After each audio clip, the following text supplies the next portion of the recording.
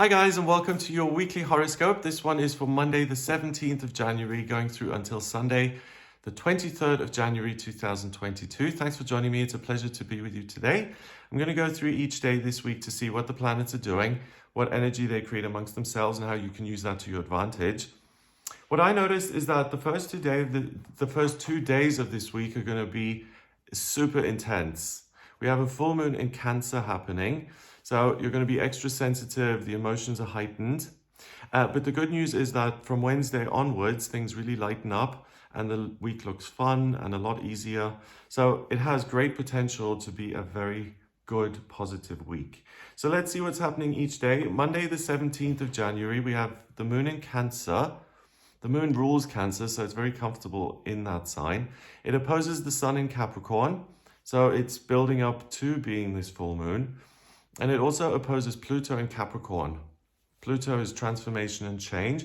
Capricorn is an earth sign that has to do with work and real world concerns, money and security, a roof over your head. So this is very interesting because the moon in Cancer is very, very sensitive. The sun in Capricorn gives you this black and white mentality, as in this works, this no longer works. It's pretty ruthless. And so is Pluto in Capricorn, which says, I long for change. I want something to alter. I don't care about the history here. I feel this, it's important, and I want to act on it. So that's kind of dangerous because if you're going into a situation and if you've already made up your mind what you want to happen, then you're not really having a conversation anymore. So the stakes are really high. So make sure that you manage your emotions to some degree and that you don't let yourself be completely swept away by them because they're going to give you the short-term view and not the long-term view. What I get the feeling, because the moon is in Cancer and then it's working its way to being a full moon. By the way, I'm in Europe, so the full moon in Cancer happens for me shortly after midnight on Tuesday the 18th. If you're west of Europe, it's going to happen on Monday the 17th. Ultimately, a full moon is something that takes a little bit of time to build up, so we'll feel it on Monday and Tuesday, and maybe even on Wednesday the 19th a little bit. But I think it's going to be very intense on Monday before the full moon, because the Cancer moon also trines Neptune in Pisces, the water planet, in a water sign. So all of this emotional stuff is amplified even more. And then it quincunxes Mars in Sagittarius. I want to get away. I want to run away from this if it doesn't feel good. So because of all of that, there's the potential to really have a problem with something emotionally, especially if it's been nagging at you for a while and you've dismissed it. You're going to hear that message very loudly and very clearly today. So it doesn't feel comfortable for anyone to have that experience, but it's important if you want to make changes and you haven't known what to change or what is positive in your life and what's kind of run its course, then you'll understand that on Monday. And it is important to do this kind of it's not inner work, it's just kind of understanding where I'm at and being present with yourself. So having patience with yourself and feeling your feelings because they're trying to tell you something. Personally, I don't like the Cancer moon and especially the Cancer full moon because I'm usually an emotional wreck during them. So I understand that this isn't the most desirable kind of vibe to go into. But again, if you're looking for clarity, this is it. So you're more sensitive than usual. So if you're working in an intuitive way or as a healer, you'll be at 100% on Monday the 17th. And also, there's a lot going on. We've got Mars in Sagittarius, so the pace is pretty quick. So on one hand, you're sensitive. Then on the other hand, there's a lot going on. So it may feel a little bit like your head is spinning. So that says, if you're overwhelmed, take it easy and treat yourself. Keep it very simple on Monday. There's enough floating around in the atmosphere. Don't add to it. And certainly don't tell yourself stories on top of what you're feeling. Oh, you see, this didn't work out. It's because of the Tuesday, the 18th of January. So a full moon in Cancer. I'll make a separate video on that and look at the chart of the full moon to see exactly what's going on. But the full moon in itself is when the moon lets go and we feel the energy very intensely. And Cancer it really hits you at home. It's the things that are nearest and dearest to your heart. So if there are any issues that need addressing, they will raise their hand and say, hello, I need addressing here. So don't worry, they will come to you. You don't need to go on a soul quest here. They'll find you. The Cancer moon opposes, and I don't mean that I don't want to say that's in an ominous way, but what I just mean is if you've been trying to make sense of yourself and what's important to you for a long time now, and you have been on a search, then the search is over here Monday, Tuesday. Those kind of answers will appear very easily. So the Cancer moon obviously still opposes the Sun in Capricorn and Pluto in Capricorn because it's now 180 degrees away. The black and white thinking continues. The desire for major change continues. So if you find yourself, packing your suitcase and ordering the taxi, you're very likely to be on the wrong track, especially if it's after an explosive argument. Cool it a little bit and look at the long-term picture. The moon goes into Leo at 5:03 in the morning. So that's interesting because the full moon in Cancer happens just before the moon changes signs. And as far as I'm concerned, when anything in the chart changes signs, when it gets to the final degrees, it kind of hangs on for dear life. So this is even more Cancerian. Feeling. The Leo moon then opposes Mercury and Saturn in Aquarius. Kind of like, okay, I'm existing within this framework and I'm starting to get bored of that. I want to break free and have my own experiences. Thank you for sharing everything with me, but I want to figure it out by myself. So not much patience. Squares Uranus and Taurus, I want change. It quincunxes Venus in Capricorn, trines Chiron in Aries, and quincunxes Jupiter in Pisces. So there's a lot going on. So we have a full moon, then it forms relationships with pretty much every other planet. We've got more. We've got, we've got a quincunx to Jupiter in Pisces, and then Mercury in Aquarius, also sextile Chiron in Aries, and Uranus, the planet of the miraculous and unexpected, goes direct. So if you're going to be overwhelmed any day this week, Tuesday is the most likely day that that's going to happen. It seems chaotic. You're torn between, do I look after my own needs and do what I want here and break free? Or do I keep it calm and do I not rock the boat? And that's going to be quite difficult to navigate because the emotional intensity does hit a peak on Tuesday the 18th. You feel impatient anyway. You may be intolerant, fed up. And if that doesn't inspire you to exit, then what will? So all the ingredients are there for you to throw your whole life up in the air and to say, I've had enough, I'm out. So if you have a tendency to do that, to burn bridges just for the sake of it, then be very careful. I get that this is way over the top when it comes to your feelings, and try and make inner changes rather than to change your whole life in a practical sense. But also remember that you're not being difficult for the sake of things. You have this emotional clarity because you're being prompted to let go of things that no longer work. And you're being shown things that no longer work, but that you're still holding on to. Like the Four of Pentacles in the Tarot, it's like the grip is tight and it's not actually helping you, it's dragging you down. So engage with that process. Try and let go of the things that you're being prompted to let go of, emotionally first and foremost, because with Uranus going direct, the pace is going to pick up even more now, and there are new opportunities waiting for you in 2022. But if you're in this process of emotional regurgitation, then you can't seize those opportunities, right? So, okay, Monday, Tuesday, they're not going to be my favorite days by the look of things, but it's important if we want to work through our issues and make inner space. And yeah, I think that's been a theme for the last 2 weeks. And the last 2 weeks haven't been that easy. It's been quite a lot emotionally. I don't know if you've sensed that, but for me, it's been quite a lot. And the thing I learned and the thing that's surprising is sometimes that life happens to you without planning. And that then changes the course of your path and you don't have very much control over it.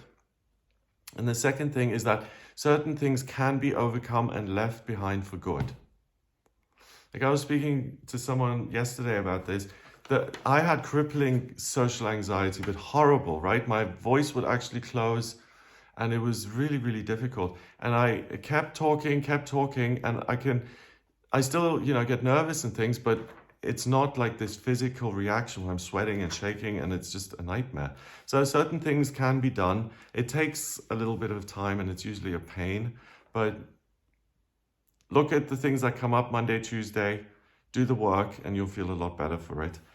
Moving on to Wednesday the 19th, we've got the Leo moon now opposing Saturn in Aquarius. So you're far less conflicted on Wednesday. I have my needs and I want to have a good time. I'm not so interested in being put in a box here. So thank you for sharing, but I've got my own agenda here. It quincunxes Pluto in Capricorn. So you still want things to change drastically, but you're out of the box. You're no longer operating within the confines of other people's rules and expectations. So if you're going home to a relative who's very controlling and you don't want to fall out and you want to do everything that they say, don't schedule it on Wednesday the 19th. You're going to be bouncing off the walls. And the Leo moon also quincunxes Neptune in Pisces, so your imagination is fired, and Venus in Capricorn. So creatively, you're on point here. So if you do any kind of creative work, or if you want to redesign something, the layout of your house or your garden. The sun goes into Aquarius. Oh, and that's positive because now you're thinking about the bigger picture. It's kind of like you get out of yourself and you're more about the practical application of your knowledge rather than being interested in digging around in your own feelings. So with the moon and the Saturn clash, there's the potential for a power struggle on Wednesday the 19th. Or things can get kind of competitive with someone else, individuals. The irony on Wednesday is that you're actually very teachable on this day. So if you focus on learning and not necessarily winning, you'll get more out of it in the long term, in the long run. And that's like the third time I've mentioned the long run. I think that's a big thing to look at this week, not to be short-sighted and to keep the big picture in mind as often as you possibly can, because it's going to discourage you from making rash decisions that don't help you, and it will de-escalate this tense energy that we've experienced Monday, Tuesday particularly. Thursday the 20th, we've got the Leo moon now forming a trine with Mars in Sagittarius. So you've gone from water on Monday, Tuesday, and now you're fully in fire mode. And that's about doing things which are exciting, pleasing yourself, and taking charge. Mars in Sagittarius wants adventure, it wants to experience something new. And those two then quincunx Pluto and Capricorn. So I want to go on an adventure and I want everything to change. I didn't notice that to begin with. The Pluto and Capricorn plays a huge role this week.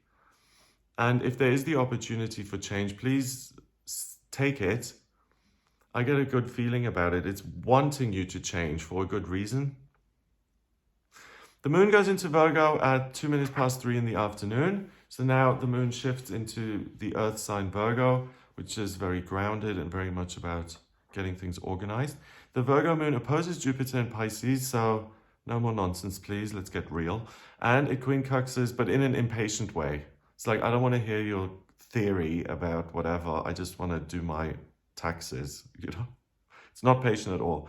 It also quincunxes the sun in Aquarius, so the teachable moments are now there even more often. Mercury in Aquarius, ding, the light bulbs are going off everywhere. And Chiron in Aries, so it's like, what can I learn for myself? How is this going to benefit me? So ultimately, there is the potential for great fun and to experience new things. So go on an adventure if you can. You're not going to be interested in your usual routine. And you will want a big change. So do yourself a favor and travel and relax if you can. And if you can afford to take a break, then please do. It'll do wonders for your energy levels and your own peace of mind. Wow, so these days are now becoming much more straightforward and really they have a very positive kind of bias. Friday the 21st of January, the Virgo moon opposes Neptune in Pisces. So again, it's not about, I don't want to contemplate and look within and have realizations and feel my feelings. I want to do, and I want to go on a mission and have fun. It's very much about how can I use my legs to get myself from A to B, not how can I sit here and open my mind to receive messages. So the experience and doing and action is much more satisfying than thinking and feeling on Friday. The Virgo moon also trines Venus in Capricorn and Uranus in Taurus, and it quincunxes Chiron in Aries and Saturn in Aquarius. So the Chiron in Aries and Saturn in Aquarius, I want to be around people, I want to enjoy their company and stuff, but also a little bit of mischief. If someone is too high on their horse, I want to bring them down a notch or two. So verbally, if you're a little bit naughty sometimes and you kind of make little jabs and, put people in their place, watch out for that. It doesn't always land, does it? Especially if it's mean-spirited. If you're just doing it in a joking way, then fine. The Venus in Capricorn and Uranus, and like I'm going to tell you what to do. You do whatever you want. I'm just saying that kind of, teasing people a little bit and mocking them in a playful way doesn't always go down well. And if you're using that dubious kind of skill, then don't expect a big kiss. Once you've made fun of someone, don't. The Venus in Capricorn and Uranus in Taurus stuff, I want to go on a trip to Indonesia and see the mosaics. It's that kind of, I'm living in a fantasy world. The world is beautiful and multicultural and layered, and I want to experience all of it. So it's like you're a little magpie, and anything that's shiny and that glints is going to catch your interest. So beautiful things, fun things, things that kind of put a gleam in your eye, pursue those. You're going to love all that stuff.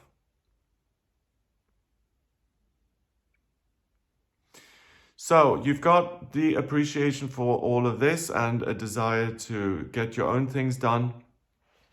You want, it's a balance between organization, having a positive experience, and being productive. And I think you can operate on all those different settings. It's, right, work is you're able to work very well on Friday here. But if you're trying to get everything organized in one swoop, then you're kind of setting yourself up for disappointment, because one, it's Friday, it's kind of the end of the week. If you're not working over the weekend, you'll lose your momentum going into the new week.